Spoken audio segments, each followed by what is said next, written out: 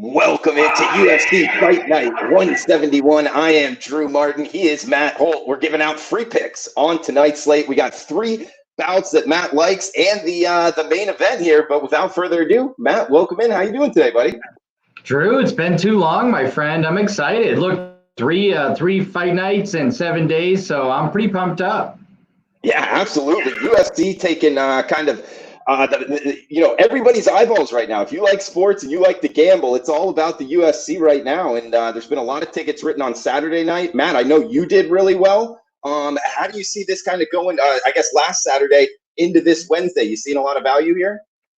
Yeah, I think, look, there's some great fights on this card. To your point, there's nothing else going on. And when there's so many fights on these cards, there's going to be about, 35 to 40 betting opportunities on different fights for this week for people to bet on. So I think there's a lot of intrigue. There's a lot of interest. And because there's so much public money in these cards that there normally isn't because there's nothing else going on, I think there's some real opportunities to find value for the astute player here. Absolutely. Let's get into it. We got four fights we're going to be breaking down right now. We got Anthony Smith and Glover Teixeira at UFC Fight Night from Jacksonville tonight. The main card at 9 p.m. Eastern time, 6 o'clock Eastern in terms of the prelims. So just 3 hours away. Maxwell Smart. Also 805 in the chat. What's up, guys? Thanks for joining us. We got Anthony Smith minus 190 over Glover Teixeira in the main event from Jacksonville tonight, Matt. You looking to bet this one? I might. I still may play this one. And if I do, I'm going to be on the under 2.5 rounds. Look, Glover Teixeira is 40 years old at this point. And his durability has always been a question mark, but it's certainly a question mark right now. So currently, Glover Teixeira is on a 3-fight win streak against younger fighters. But if you look at the Ion Kudalaba fight, he got hurt in that fight, came back, was able to get the submission, got hurt by Nikita Krylov, was able to get a split decision there. His durability really comes into question, and the most likely scenarios for him to win this fight are by knockout in the first round, because he does have heavy hands, even though he's 40 years old, or by submission early before these guys get really slippery and he starts to get tired.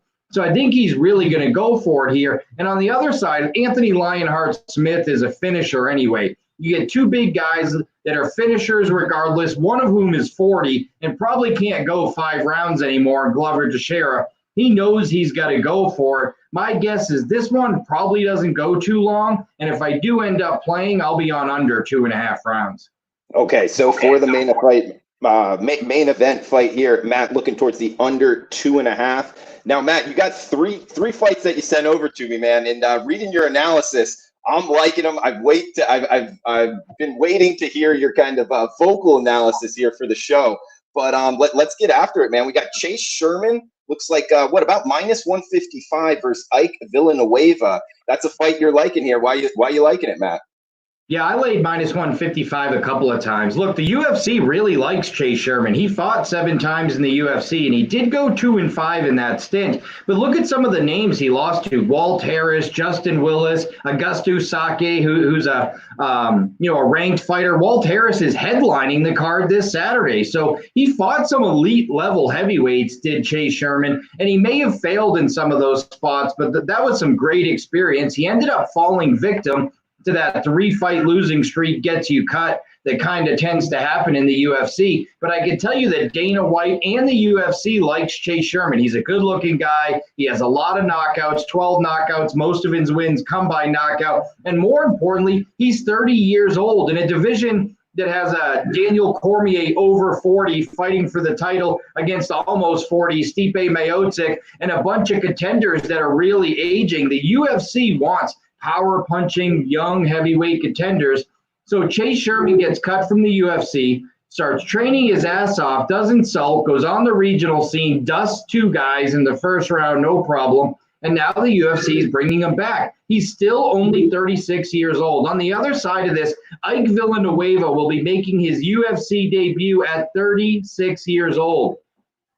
6 years older than Chase Sherman here. And Ike Villanueva is a career middleweight and light heavyweight that is just coming up to heavyweight now. So I can tell you that the UFC is not looking to invest in a 36-year-old blown up middleweight at heavyweight as their next prospect. even though Ike Villanueva is making his UFC debut. And Ike Villanueva is a guy who's lost 9 times on the regional scene. So it wasn't like 36 years old, he's been grinding out that regional scene forever and dominating it. This is a guy that lost 9 times on the regional scene at lower weights, middleweight and light heavyweight. He is going to be dangerous early. He does bring some power. And with those little gloves, everybody's dangerous. Chase Sherman has had a tendency his hands low before and get caught. But I like Sherman's athleticism. He's going to be taller. He's going to have height advantage, reach advantage. He's 6 years younger. I think, and he's a natural heavyweight his entire career. I think there's a lot of value here on Chase Sherman and the level of competition that he's already faced. He knows what it's like to be in there with the best UFC fighters in the world. Heck, he was in there with Walt Harris, who's headlining Saturday. I like Chase Sherman a real lot here in the opening card of the fight. I like it, Matt. You got him at minus 155. It looks like you can still catch him around minus 160 right now at some sports books. Bigger, younger. I like that combination there, Matt. So looking Chase Sherman minus 160 right now. And of course, guys, we're talking with Matt Holt right now at Matthew Holt USI on Twitter. Give him a follow, a great Twitter follow there from US Integrity, the president at US Integrity. And Matt, you're just starting a new website there, www.sge.com. That's sports gambling education, www.sge.com. What do you got going on with the new website? Yeah, we just launched a new online certificate program, CLE certified certificate program with Ohio University called Sports Gambling Education. It just launched Monday, and that's the website, sge.com. We're so excited about it. We have guest lecturers like Sarah Slane, the former head of the American Gaming Association Sports Betting Task Force, Carl Benison, the former chief enforcement officer of the Nevada Gaming Control Board. So it really gets deep down into all the regulatory issues of sports betting and compliance and how to do proper corporate sponsorships. We're really excited about the course. All right, good stuff, Matt. Guys, check that out, sge.com. We got 2 more fights here. We'll be going for about 5 or 10 more minutes. What's up, Die Hard MMA? He killed it on the last show, Saturday night's UFC. Thanks for that, Die Hard MMA. Clint, that is. Michael, welcome in as well. Andrew McGinnis, our friend. Matt, you're well wanted on the show in terms of your UFC picks. So thanks for joining us. A bunch of guys reaching out to me on Twitter to get you on. We got Philipe Lens minus 160. Looks like about minus 170-ish right now in the marketplace. Versus Andrei Arlovski is a heavyweight bout here, Matt. A 20-year veteran Arlovski, correct? Yeah, absolutely. Andrei Arlovski making his UFC debut in 2000, literally 20 years ago. Arlovski made his UFC debut. And I think Arlovski's shown some durability late in his career. He's hung around in some fights that he's been able to keep really slow. But at the end of the day, this is a guy now who is 1-4-1 in his last 5 fights. His last 6 fights. 3-9-1 in his last 13 fights. He just doesn't win fights anymore, and for good reason. At 41 years old, Andrei Arlovski is way past his prime. Philipe Lins is a guy who had some injury trouble during his time in Bellator, struggled a little bit, got healthy, dealt with those injuries, came back and entered the PFL, which you can see on ESPN, their heavyweight tournament, and won it. Dusted 4 guys, 3 of which are former UFC fighters, in Josh Copeland, Jared Rossholt, Alex Nicholson, and he absolutely dusted all 3 of them. This is a guy who really learned how to hone in his power punching, not just go out there and be as wild. He seems a lot more precise. His striking's a lot more technical, and he's a huge power puncher. And Andrei Arlovski, at 41 years old, has a lot of trouble dealing with big power punchers. We saw in his last fight, 29 seconds is all Arlovski could stand against the power puncher and Rosenstruck. I don't think he's going to fare much better in this one. I hate to lay big prices, but I just don't see Andrei Arlovski getting out of the first round. So I went ahead and laid the minus 160. All right, liking the favorite in that one. We got one more fight here we'll break down. Drew Dober, minus 110 versus Alexander Hernandez. Looks like you can find him about minus 125-ish right now, Matt. What are you liking in this fight? Yeah, we've seen that line spike today. Look, this is the hottest trainer right now in MMA, and some of this spike in the line has to do with the fact of how well Justin Gaethje did on Saturday night. Trevor Wittman, also the trainer for Justin Gaethje, the same one who's the trainer for Drew Dober. Ever since Dober switched to Trevor Wittman as a trainer, he's 5-1.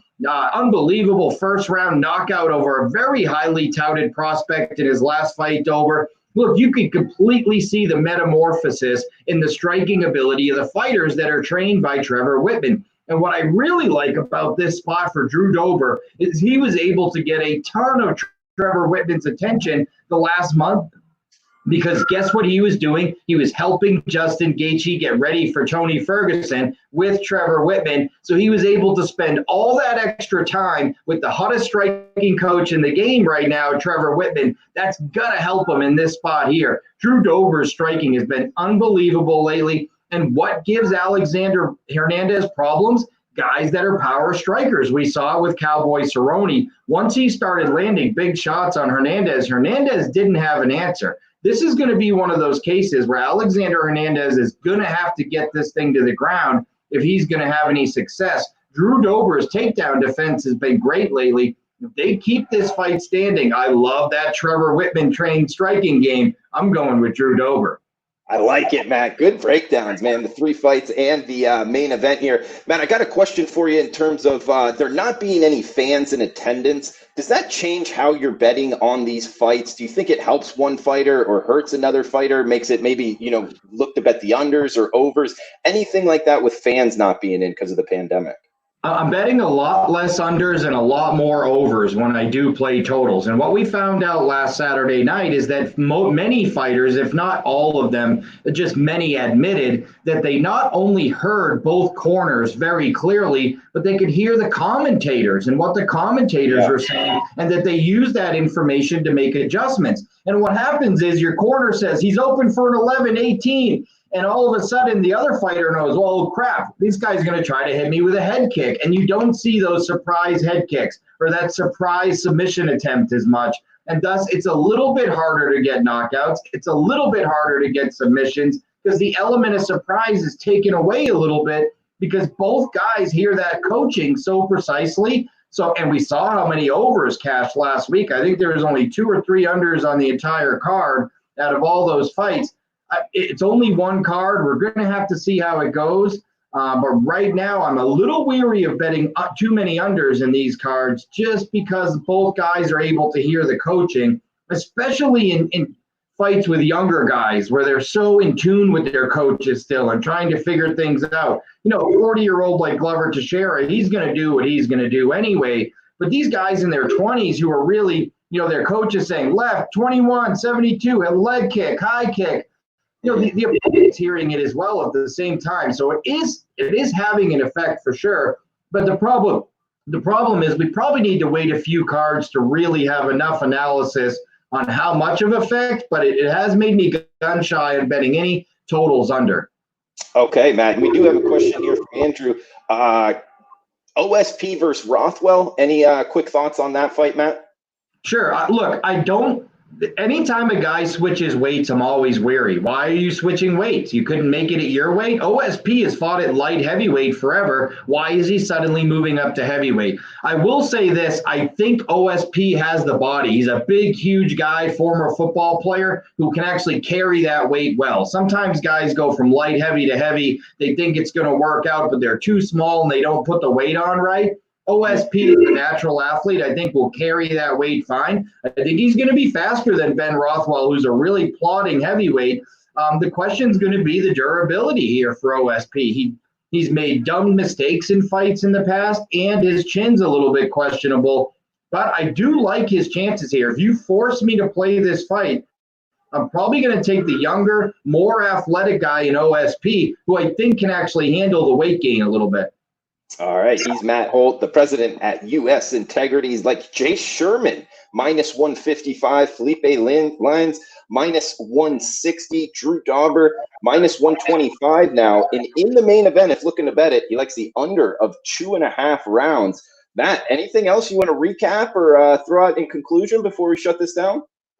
No, that's about it. Look, I mean, it's a really important fight tonight in the main event. The winner's probably one fight away from a title shot. So for all of those guys just wondering how big of a fight it is, it's a good main event and a big one Saturday. And I love the fact that the UFC is putting so many light heavyweight and heavyweight fights on these cards, looking to get knockouts, looking to attract new fans. Yes, absolutely. Great to have live sports back. UFC Fight Night tonight in Jacksonville, Florida, 9 p.m. Eastern. The main of the main card starting there on ESPN Plus.